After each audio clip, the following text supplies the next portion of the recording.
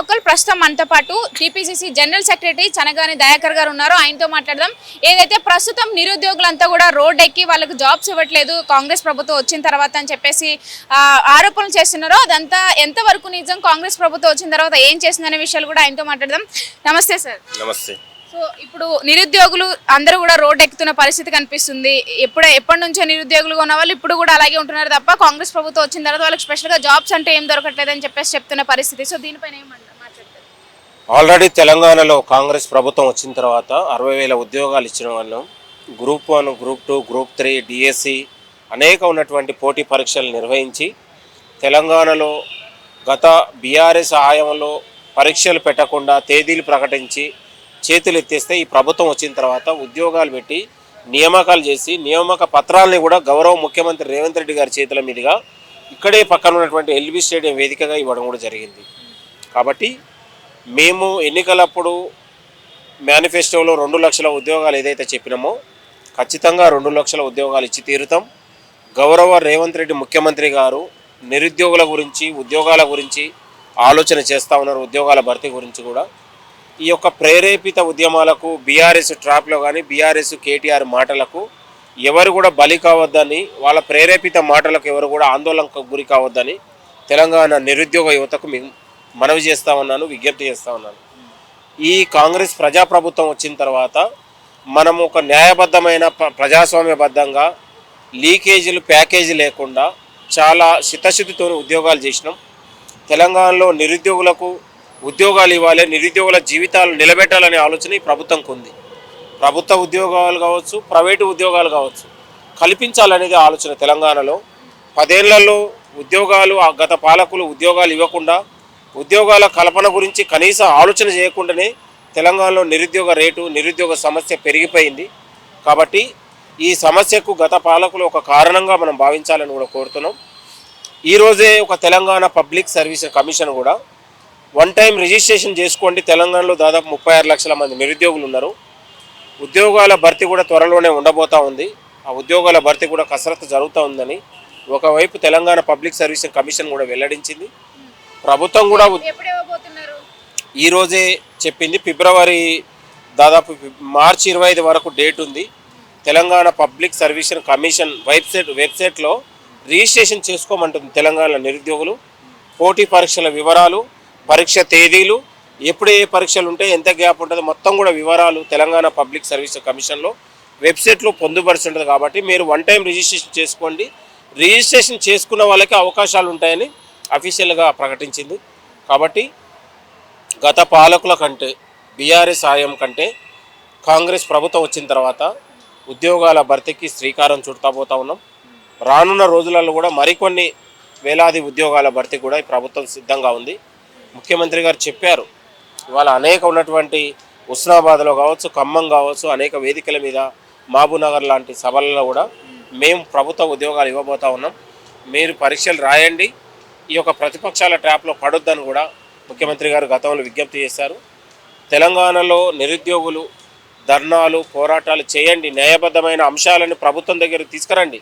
మేము స్వీకరించడానికి, మాట్లాడడానికి కూడా సిద్ధంగా ఉన్నాం. దయచేసి ఒక నిరుద్యోగులకు ఉద్యోగాలు ఇవ్వకుండా నిరుద్యోగుల జీవితాలతో చెలగాటమాడిన కేటీఆర్ లాంటి వాటి ట్రాప్లో పడొద్దు, బీఆర్ఎస్ ఉచ్చులో పడొద్దని తెలంగాణ యువతకు మేము కోరుతున్నాం. ఎప్పటి నుంచో చేస్తున్నారు వాళ్ళు ధర్నాలు. అయితే రేపు కూడా ధర్నా చౌక్ దగ్గర కవాతును కూడా ఏర్పాటు చేయబోతున్నారు. వాళ్ళకి ఏం చెప్తారు? అప్పటి నుంచి కూడా చేస్తూ వస్తున్నారు. వాళ్ళకి ఎప్పుడు సొల్యూషన్ ఇచ్చారు మీరు? మేము ఒకవైపు పార్లమెంట్ ఎన్నికలు, రిజర్వేషన్లు, ఎస్సీ వర్గీకరణ ఈ అంశాలు కూడా చట్టపరిధిలో ఉన్నాయి. కాబట్టి ఎస్సీ వర్గీకరణ అంశం తేలేదాకా కూడా ఉద్యోగాల భర్తీ చేయొద్దని కూడా గతంలో ఇవాళ దళిత సంఘాల నుంచి మందకృష్ణ మాదిగ నుంచి కూడా అనేక విజ్ఞప్తులు వచ్చినాయి.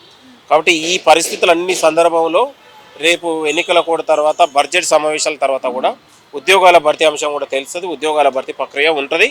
తప్పకుండా నిరుద్యోగులు సద్వినియోగం చేసుకొని చదువుకోవాలని కోరుతున్నాం. సో ఇప్పుడు మున్సిపల్ ఎలక్షన్స్ వస్తున్న తరుణంలో వీళ్ళందరి వైపు కూడా కాంగ్రెస్ ప్రభుత్వం ఏ విధంగా చూడబోతుంది అంటారు? మెయిన్గా విద్యార్థులు ఫస్ట్ ఉంటారు, యువత అంతా కూడా ఎలక్షన్స్లో ముందుంటారు. వాళ్ళందరికీ ఎలాంటి హామీలు ఇవ్వబోతున్నారు? ఎలాంటి మద్దతుతో వాళ్ళు ముందుకు వెళ్ళబోతున్నారు? తెలంగాణలో 116 మున్సిపాలిటీల్లో 7 కార్పొరేషన్లో తెలంగాణలో జరిగే మున్సిపాలిటీ ఎన్నికల్లో కాంగ్రెస్ పార్టీ అఖండ విజయాన్ని సాధించబోతా ఉంది. ఎందుకు సాధిస్తుందంటే కాంగ్రెస్ ప్రభుత్వం 27 నెలలుగా చేసినటువంటి సంక్షేమ పథకాలు కావచ్చు, అభివృద్ధి కావచ్చు, ఇవాళ జిహెచ్ఎంసీ లాంటి ఇవాళ 3 విభాగాలుగా చేసి కార్పొరేషన్లు కావచ్చు, తెలంగాణ అభివృద్ధి వైపు ముఖ్యమంత్రి గారు ఒక విజనరీతో ఆలోచన చేస్తున్నారు. కాబట్టి తెలంగాణ ప్రజలు మరొకసారి కాంగ్రెస్ వైపు ఆలోచిస్తారని మేము కోరుతున్నాం. అది పల్లెల్లో పట్టణాలలో కూడా తెలంగాణ ఇవాళ పేదవాడికి 200 యూనిట్తోని అది పట్టణాలలో ఉపయోగం జరిగింది, పల్లెటూళ్ళలో ఉపయోగం జరిగింది. ఇవాళ సన్నబియ్యం లాంటి పట్టణాలలో కూడా ఇలా అనేక వందల దాదాపు 3 కోట్ల మంది సన్నబియ్యం ఈరోజు ప్రతి కుటుంబంలో 6 కేజీ ప్రతి వ్యక్తికి 6 కేజీల బియ్యాన్ని మనం సన్నబియ్యం ఇవ్వాలుతున్నాం. ఒక 200 యూనిట్ ద్వారా ఒక పేదవాడికి అలా దాదాపు సంవత్సరానికి 7,000 రూపాయల లబ్ధి జరుగుతూ ఉంది. ఇవాళ ఇందిరమ్మ ఇండ్లు జరుగుతూ ఉన్నాయి. ప్రతి పేదవాడికి 5 లక్షల రూపాయల ఇందిరమ్మ ఇండ్లు ఇవ్వగలుగుతూ ఉన్నాం.